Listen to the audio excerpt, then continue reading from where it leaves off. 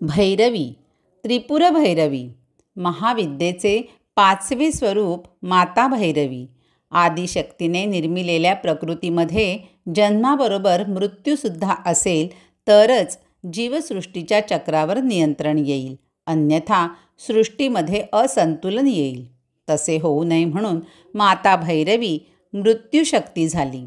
माता भैरवीने स्वतःच्या जटेतून धर्मपरायण व सदाचारी आत्म्यांसाठी स्वर्गलोकासमान लोक तर दुराचारी आत्म्यांसाठी नरकासमान लोकाची निर्मिती केली. सूर्यपुत्र यमाला यमलोकाचे स्वामी मृत्यूदेवता म्हणून नियुक्त केले. माता भैरवी समवेत महादेवांनी कालभैरव अवतार घेतला. शुभंकरी हे देखील माता भैरवीचे एक नाव आहे.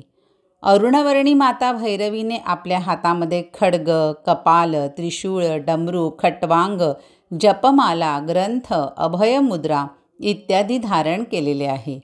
संपूर्ण जग प्रकाशित करणारी व शेवटी जिच्यामध्ये ते विलीन होते ती प्रणवरूपिणी त्रिदेवांची म्हणजेच ब्रह्मा, विष्णू, महेश ह्यांची एकत्रित शक्ती एकाक्षर रूपा माता भैरवी स्वर्गलोक, भूलोक व नरक ह्यांचे संचलन करते. माता संहारिणी तसेच नवनिर्माण करणारी देखील आहे.